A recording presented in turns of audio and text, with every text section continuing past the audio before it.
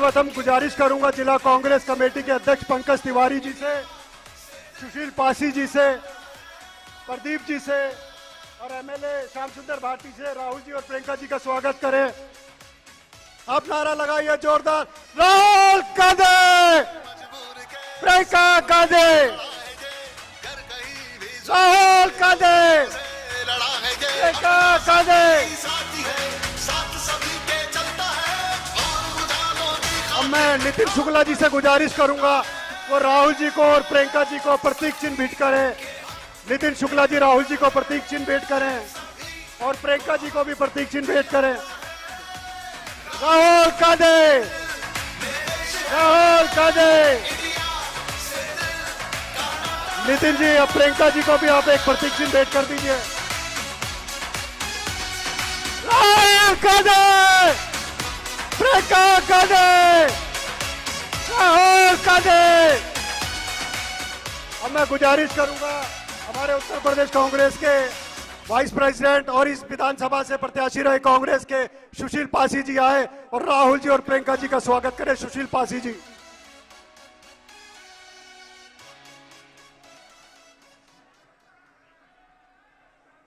देश को सामाजिक, आर्थिक, राजनीतिक न्याय के योद्धा और जननायक परम आदरणीय राहुल गांधी जी का इस रायबरेली की धरती पर जनमानस तालियों से स्वागत और अभिनंदन करता है।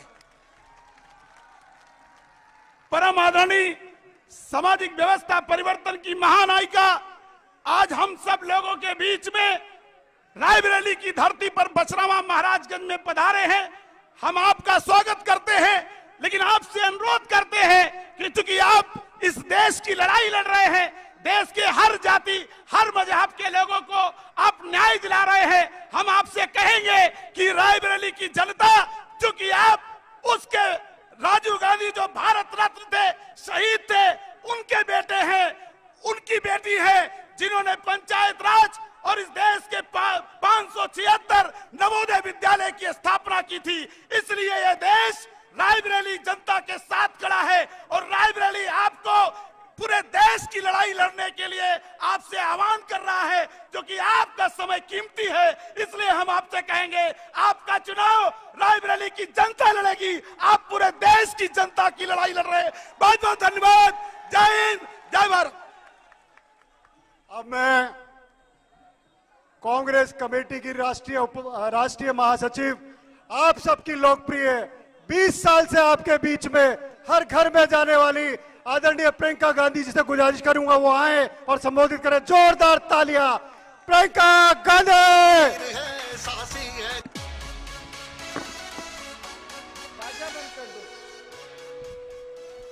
बहनों और भाइयों, बहुत समय से इंतजार कर रहे हैं और आप बड़ी तादाद में यहां हमारी बातों को सुनने के लिए आए हैं। इसीलिए मैं ज्यादा कष्ट नहीं दूंगी। आज मुझे बहुत गर्व है कि आपके सामने कांग्रेस पार्टी की तरफ से आपके प्रत्याशी अपने बड़े भाई श्री राहुल गांधी को मैं यहां लाई हूं।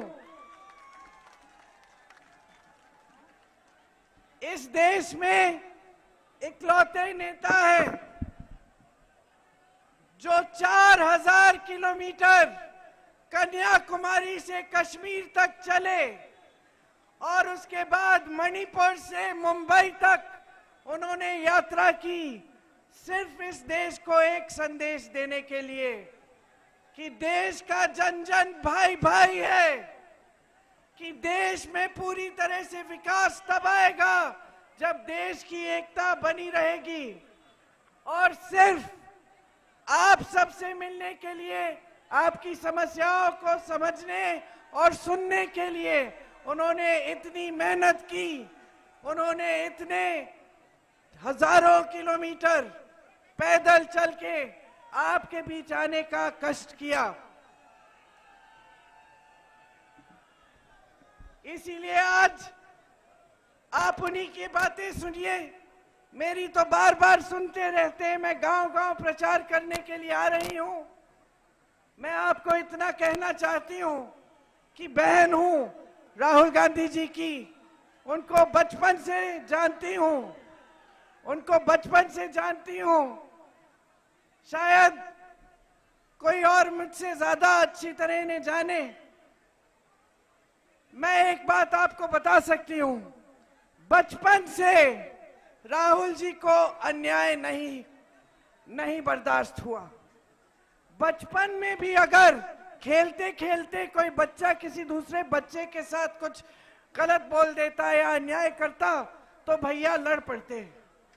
भैया ने हमेशा जीवन भर न्याय की लड़ाई लड़ी है, कभी पीछे नहीं हटे हैं।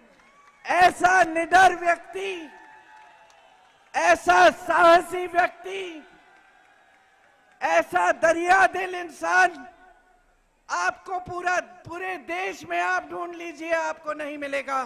खास तौर से राजनीति में और जीवन में जो व्यक्ति सच बोले और सच्चाई से पीछे ना हटे, उस व्यक्ति का हमेशा महत्व होता है। समाज में भी उसे हम अलग दृष्टि से देखते हैं, आदर की दृष्टि से देखते हैं।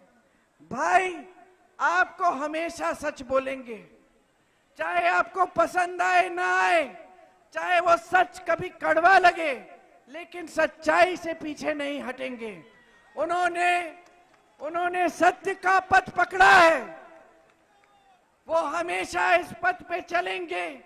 रायबरेली की जनता के लिए आपसे कंधा से कंधा मिलाकर आपकी लड़ाई लड़ेंगे और आपका विकास कराएंगे।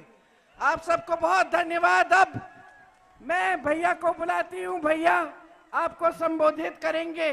बहुत बहुत धन्यवाद। जय हिंद। राहुल गांधी, राहुल गांधी। यहां से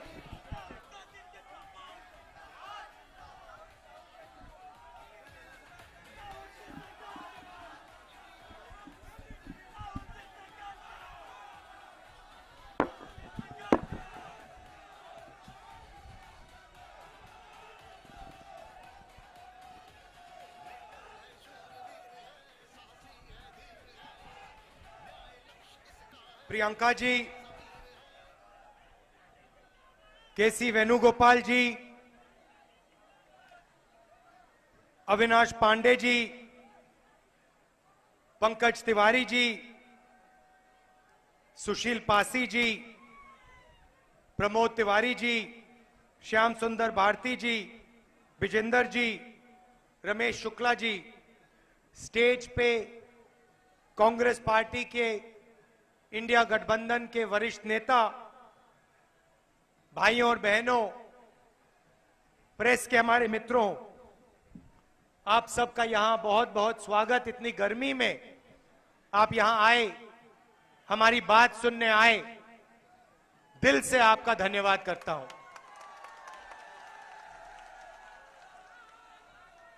और आज मुझे यहां आकर बहुत खुशी हो रही है और इस भाषण देने में मुझे मजा आ रहा है।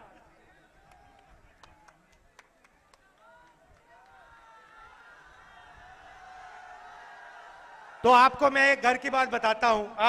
आप मेरे परिवार हो। तो यहां रायबरेली के साथ हमारा रिश्ता 100 साल से ज्यादा लंबा है।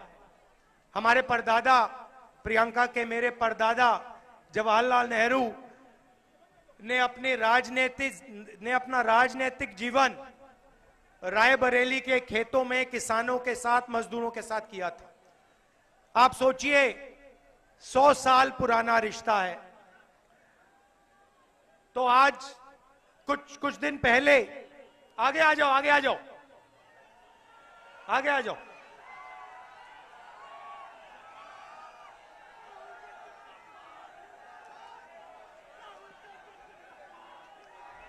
तो कुछ दिन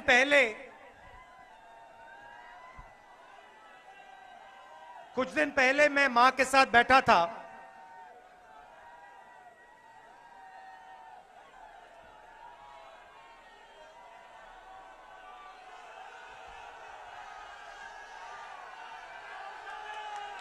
बहुत जोश है आप में। तो कुछ दिन पहले मैं मां के साथ बैठा था, ये हमारे सोशल मीडिया वाले जो हैं ये वीडियो ले रहे थे और मैंने मां से कहा कि 1-2 साल पहले मैंने एक वीडियो में कह दिया कि मेरी 2 माता थी, एक सोनिया जी और दूसरी इंदिरा गांधी जी। और मां को अच्छा नहीं लगा। मां ने कहा नहीं, तुम्हारी 2 मां कैसे हो सकती हैं, तुम्हारी तो एक ही मां है। और मैंने मां से कहा मां वो होती है जो रास्ता दिखाती है और जो रक्षा करती है। आपने मुझे रास्ता दिखाया, आपने मेरी रक्षा की, मगर इंदिरा गांधी जी ने भी मुझे रास्ता दिखाया, मेरी रक्षा की। तो अब मैं आपसे ये क्यों कह रहा हूं, क्योंकि मेरी दोनों माताओं की ये कर्मभूमि है और इसीलिए मैं यहां रायबरेली से चुनाव लड़ने आया हूं।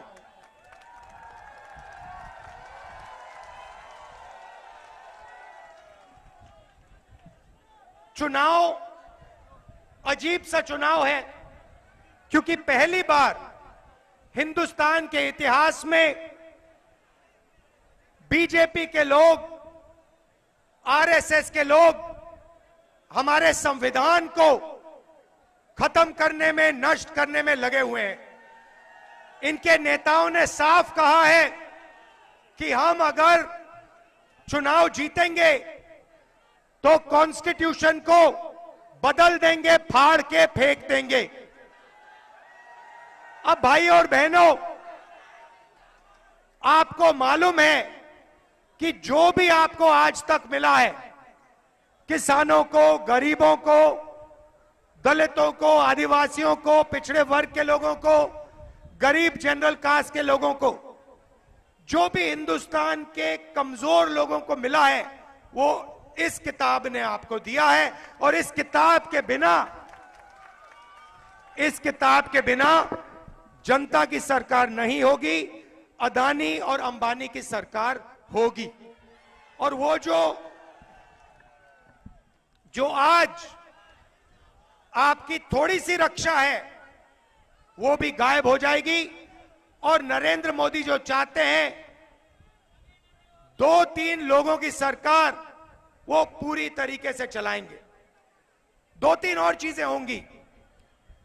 जो आपको पब्लिक सेक्टर में रोजगार मिलता है, सरकारी ऑफिसेज में रोजगार मिलता है, वो खत्म हो जाएगा, रिजर्वेशन खत्म हो जाएगा और गरीबों के सारे रास्ते बंद हो जाएंगे।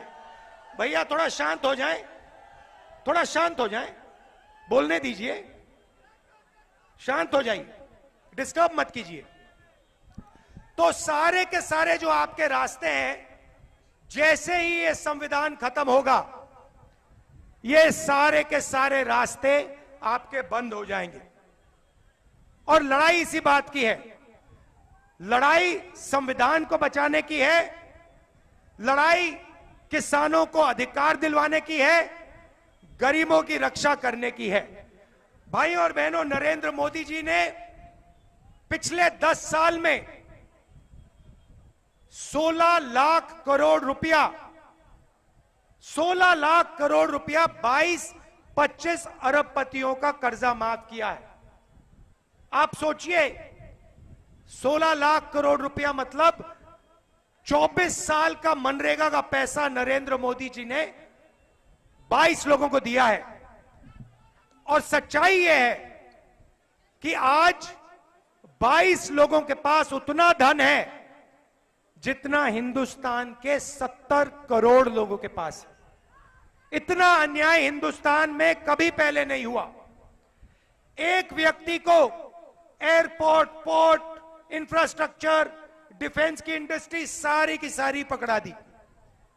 किसानों से छीना, मजदूरों से छीना, गरीबों से छीना, युवाओं को रोजगार नहीं दिया।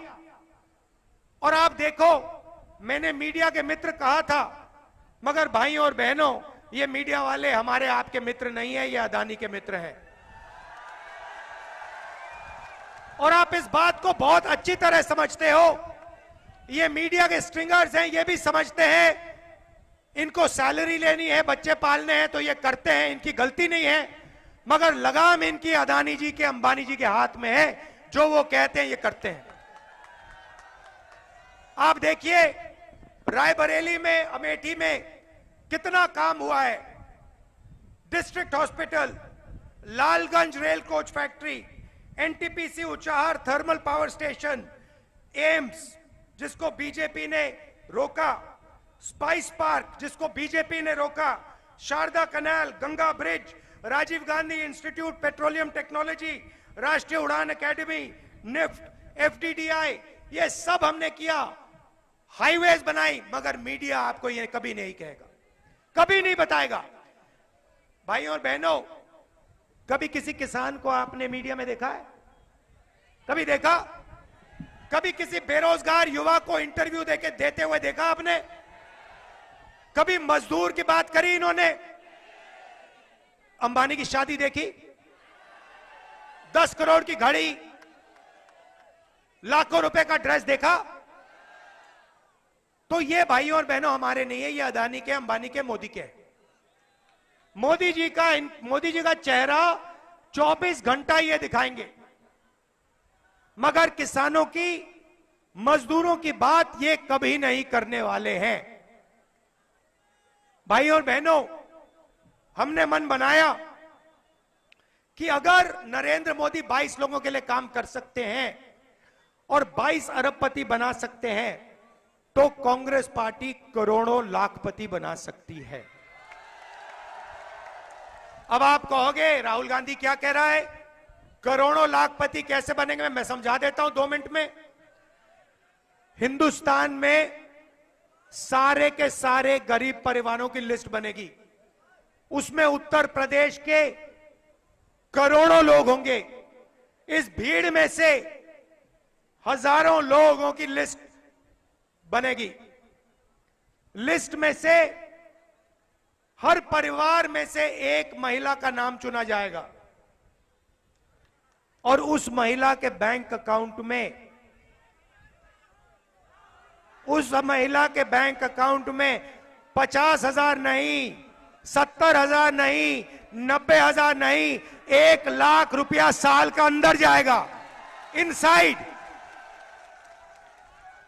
आप सोचो, 1 तारीख को जुलाई में 1 तारीख सुबह हिंदुस्तान के करोड़ों गरीब लोग अपना बैंक अकाउंट देखेंगे और जादू से 8,500 रुपए उस महीने के अंदर महिलाओं के बैंक अकाउंट में। भाइयों और बहनों, जुलाई में देखेंगे 8,500 रुपए, अगस्त में 8,500, सितंबर, अक्टूबर, नवंबर, दिसंबर, खटाखट खटाखट खटाखट खटाखट 8,500। अब महिलाओं के बैंक अकाउंट में क्यों बता देता हूं, शायद हमारे यहां भाई हैं, पुरुष हैं, आपको अच्छा ना लगे, मगर कहना पड़ेगा। बता दूं या नहीं बताऊं? बता देता हूं। तो देखिए, हमारे भाई मजदूरी करते हैं, जॉब करते हैं, खेतों में काम करते हैं, फैक्ट्रियों में काम करते हैं, 8 घंटा 10 घंटा काम करते हैं, घर के बाहर काम करते हैं, उसके लिए उनको सैलरी मिलती है। मिलती है नहीं मिलती है? मिलती है। 21वीं सदी में महिलाएं भी मजदूरी करती हैं, महिलाएं भी जॉब करती हैं, जो आप करते हो वो भी करती हैं, उनको सैलरी मिलती है? मिलती है? मिलती है ना? ठीक है। तो 10 घंटे घर के बाहर आप काम करते हो, 10 घंटे वो भी करती हैं, मगर फिर जब आप घर आते हो, महिलाएं 8-10 घंटे घर में काम करती हैं। करती है नहीं करती है? हाँ, इसीलिए उनके बैंक अकाउंट में 1 लाख रुपया साल का जा रहा है। मगर मैं आपको बहुत अच्छी तरह जानता हूं। मैं जानता हूं महिलाओं के बैंक अकाउंट में पैसा जाएगा, मगर आपके हाथ वो पैसा आ जाएगा। तो सबका फायदा होने जा रहा है। अब किसानों के लिए नरेंद्र मोदी 3 काले कानून लाए। देश के सारे किसान सड़क पे आ गए, धरना की। 70 किसान शहीद हुए। नरेंद्र मोदी कहते हैं ये किसान नहीं है, ये आतंकवादी हैं। बोला ना। तो किसानों को नरेंद्र मोदी आतंकवादी कहता है। किसान सिर्फ 2 चीज मांग रहा है। भारत जोड़ो यात्रा में, न्याय यात्रा में हजारों किसानों से मैंने पूछा कि भैया क्या चाहिए आपको? 10-12 बात मत बताओ, बस 2-3 बात बताओ। किसानों ने कहा राहुल जी आप क्या कह रहे हो, हमें 10-12 चीजें नहीं चाहिए, हमें सिर्फ 2 चीजें चाहिए। मैंने कहा क्या? कहते हैं देखिए राहुल जी, सबसे पहले अरबपतियों का कर्जा माफ हो जाता है। वो बैंक में जाते हैं, लाल कालीन लग जाता है। हम जाते हैं, हमें मार के भगा देते हैं, और हमारा कर्जा कभी भी माफ नहीं होता। तो मैंने उनसे कहा याद करिए, यूपीए के सरकार में 72,000 करोड़ रुपए हमने कर्जा माफ किया था। और सारे के सारे कहते हैं हाँ राहुल जी ये तो सच है, आपने किया था। और मैंने उनसे कहा, मैंने उन सारे के सारे किसानों से कहा भाई मैं आपको एक वायदा करता हूं, अगर कांग्रेस पार्टी की इंडिया गठबंधन की सरकार आ गई तो आपका कर्जा माफ करना मेरा पहला काम होगा। और यही मैं आपको कहना चाह रहा हूं, पहला काम किसानों के लिए कर्जा माफी, सारे के सारे गरीब किसानों का कर्जा माफ। और दूसरा काम जो सारे के सारे किसानों ने कहा, राहुल जी हम चिप्स का पैकेट खरीदते हैं, वो सही दाम पे बिकता है। चिप्स का पैकेट में आलू हम उगाते हैं, एक आलू बिकता है, हमें कोई फायदा नहीं होता, हमें सही दाम नहीं मिलता। शुगर केन का नहीं मिलता, आलू का नहीं मिलता, सब्जी का नहीं मिलता, धान का नहीं मिलता, गेहूं का नहीं मिलता। मगर जब भी हम कुछ खरीदते हैं मार्केट में से, सारे के सारे चीजों का दाम फिक्स होता है, कम से कम दाम हर कंपनी को मिलता है, मगर हिंदुस्तान के किसान को, हिंदुस्तान की रीढ़ की हड्डी को नहीं मिलता। तो मैंने दूसरा वायदा किया, मैंने कहा देखिए इतिहास में पहली बार हिंदुस्तान की सरकार कानूनी मिनिमम सपोर्ट प्राइस अपने किसानों के लिए लाने जा रही है। तो ये 2 वायदे मैंने यात्रा में किए थे। और तीसरी बात हमने मैनिफेस्टो में डाल दी।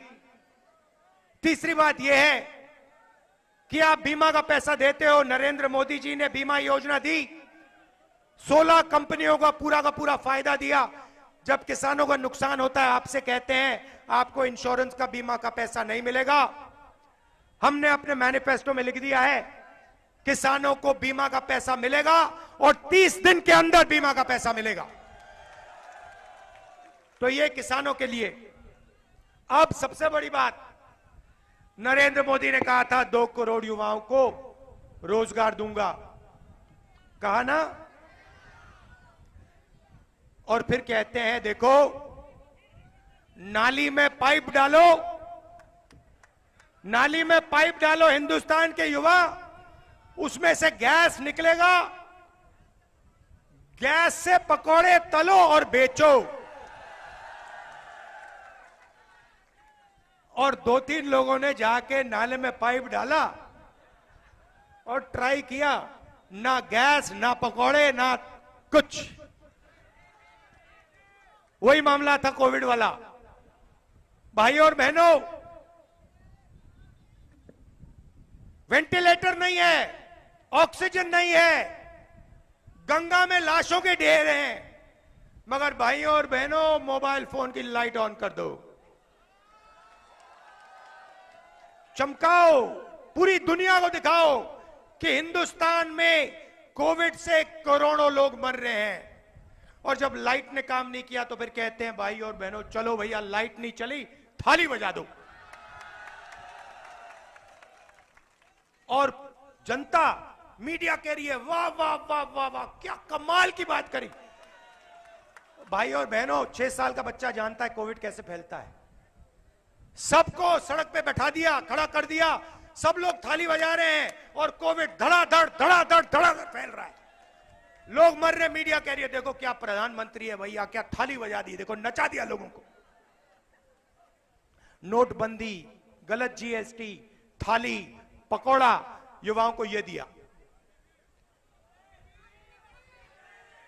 अग्निवीर दिया नहीं भैया, अग्निवीर लिया। पहली बार दुनिया की किसी भी सेना में पहली बार जवान को मजदूर बना दिया, बंदा मजदूर बना दिया, बंधुआ मजदूर बना दिया। कहते हैं किसान का बेटा, मजदूर का बेटा बॉर्डर में जाता है, उसे कहते हैं तुम अग्निवीर हो। अरबपति का बेटा जाता है, बड़े उद्योगपति का बेटा जाता है, कहते हैं तुम अग्निवीर नहीं हो, तुम नॉर्मल जवान हो। गोली लगेगी भाई और बहनों, अग्निवीर को लगेगी, और फिर अग्निवीर से कहा जाएगा हिंदुस्तान में 2 तरीके के शहीद हैं, तुम वो शहीद हो जिसको शहीद का दर्जा नहीं मिलेगा, जिसके परिवार को पेंशन नहीं मिलेगी, जिसको हिंदुस्तान की रक्षा, हिंदुस्तान की सरकार कुछ नहीं देने वाली है। यह नरेंद्र मोदी का काम है। क्यों? क्योंकि अदानी को वो डिफेंस इंडस्ट्री के सारे कॉन्ट्रैक्ट देना चाहता है। भाई और बहनों, अमेठी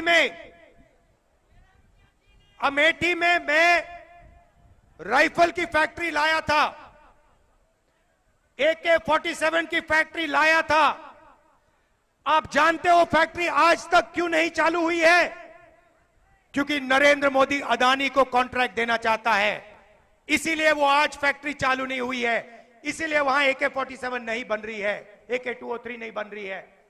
भाई और बहनों, अग्निवीर इसलिए बनाया गया है, आपको, हिंदुस्तान के किसान के बच्चों को, मजदूरों के बच्चों को जवान नहीं मजदूर बनाया गया है। क्यों? अदानी जी को फायदा पहुंचाने के लिए। सारे के सारे डिफेंस कॉन्ट्रैक्ट देखो, ड्रोन के कॉन्ट्रैक्ट देखो, सारे के सारे एक ही व्यक्ति को दिए जा रहे हैं, या अंबानी या अदानी।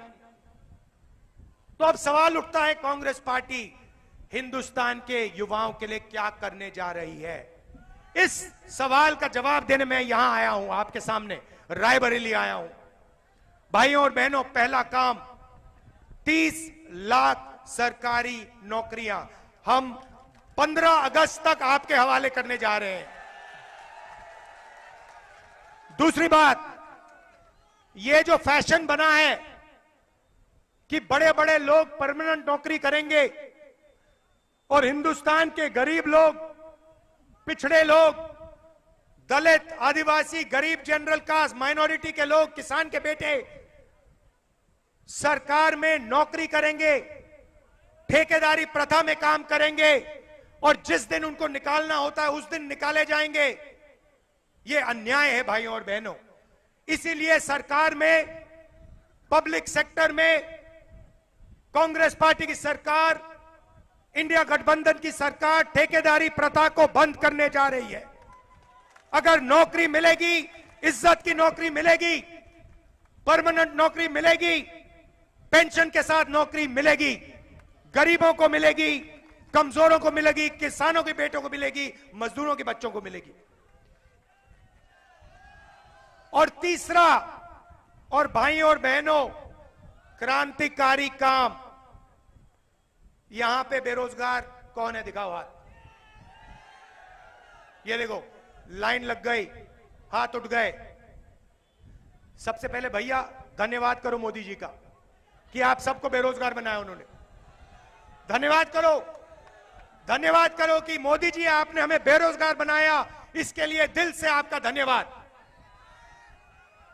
नहीं, अदानी जी को धन्यवाद करो, अंबानी जी का धन्यवाद करो, हिंदुस्तान के अरबपतियों को धन्यवाद करो। तो अब हम क्रांतिकारी काम करने जा रहे हैं। भैया नाम क्या आपका? अरविंद कुमार जी, अग्निवीर में गए आप? ट्राई किया? नहीं जाना? ठीक है, आप बेरोजगार हो। अरविंद जी, आप मजे की बात सुनिए, आप 2 मिनट में मेरी सोच समझ जाओगे। अरविंद जी, अरबपतियों के जो बेटे होते हैं ना, उनको अप्रेंटिसशिप मिलती है। जॉब लेने से पहले उनके पापा कहते हैं, बेटा जाओ 1 साल की नौकरी करो, काम करना सीखो, सैलरी मिलेगी, ट्रेनिंग मिलेगी। मगर यह मौका अरविंद जैसे युवाओं को नहीं मिलता। अरविंद जी 24 घंटा सड़क पे घूमते हैं, पहली नौकरी ढूंढते हैं, हाथ जोड़ते हैं, मंदिर जाते हैं, पूजा करते हैं, कुछ नहीं होता। तो अरविंद जी, जून में हमारी सरकार आएगी और हम आप जैसे करोड़ों युवाओं को एक नया अधिकार देने जा रहे हैं, अप्रेंटिसशिप का अधिकार, पहली नौकरी पक्की। पहली नौकरी पक्की मतलब हिंदुस्तान के बेरोजगार युवा ऐसे हाथ उठा पाएंगे जैसे अभी आपने कहा ना, मैंने पूछा भैया बेरोजगार कौन है, आप सबने उठाया, वैसे ही हम पूछेंगे भैया बेरोजगार कौन है, सब लोग हाथ उठाएंगे, हम कहेंगे भैया अधिकार मिला है तुम्हें। कौन सा अधिकार? 1 साल की पक्की नौकरी का अधिकार, 1 साल की अप्रेंटिसशिप मिलेगी। पब्लिक सेक्टर में BHEL, HAL, railways, private sector में, बड़ी बड़ी कंपनियों में, सरकारी ऑफिसेज में, सरकारी अस्पतालों में, सरकारी कॉलेजेस, स्कूल में 1 साल की नौकरी होगी, बेहतरीन ट्रेनिंग मिलेगी, हर सेक्टर में ट्रेनिंग मिलेगी, ऑटोमोबाइल सेक्टर में, बैंकिंग सेक्टर में, हर सेक्टर में मिलेगी। और भाई और बहनों, साल का 1 लाख रुपया बैंक अकाउंट में मिलेगा। 8,500 रुपए महीने के पहले तारीख को आप देखोगे, खटाखट खटाखट खटाखट खटाखट 8,500 रुपए। तो करोड़ों लाखपति महिलाएं और दूसरी तरफ युवा, सीधा हम पैसा आपके जेब में इंजेक्ट कर रहे हैं। जैसे गाड़ी में इंजन में पेट्रोल डाला जाता है ना स्टार्ट करने के लिए, हिंदुस्तान की अर्थव्यवस्था चालू करने के लिए